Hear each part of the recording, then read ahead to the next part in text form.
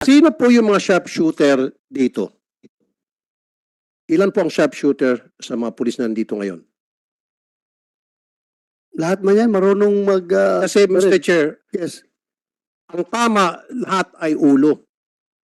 So, as opposed sa katawan, kasi yung katawan ang pinakamalaking bahagi ng human body. Ako po ay nagta-target shooting din. Pero bibihira po ako makatama sa ulo.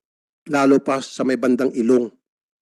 Ang palagi kong tama pag ako, dibdib, puso. Pero ito sila, puro ulo ang tama. That means asintado yung mga namaril. Kasi ulo ang tama, talagang sinisigurong patay na. Kasi kung ang kanilang intention ay to disable only a suspect na para hindi makatakas, kung halimbawa yung nasa kukote nila, sana man lang sa paa. Pero bakit sa ulo? That means talagang the intention was to kill and kill and kill the victim. Mr. Chair, Yes, go ahead, Senator Risa. pati po ba, Captain Carpio, yung objective dun sa di umano aresto kay Reynaldo Bolivar, aresto ba ang pakay o mapatay din siya? Aresto po. Aresto po, ma'am.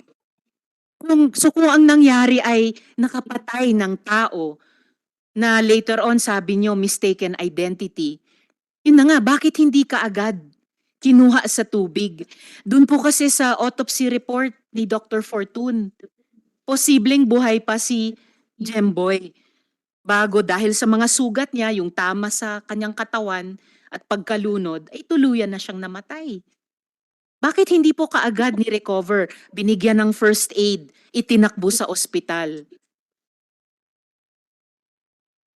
Yun nga po, ma'am, sa paglapit po namin doon po sa tinuturo ni Sunny Boy na pinagtalunan at sa bangka po at sa paligid din po, ma'am, doon sa ilog po, inano po namin, wala po kaming, hindi po namin nakita yung katawan po ni Jim. So, Sir, hindi ka yes, Mr. nakonsensya? Chair. Hindi kayo nakonsensya na hindi nyo nakita yung tao na tumalon doon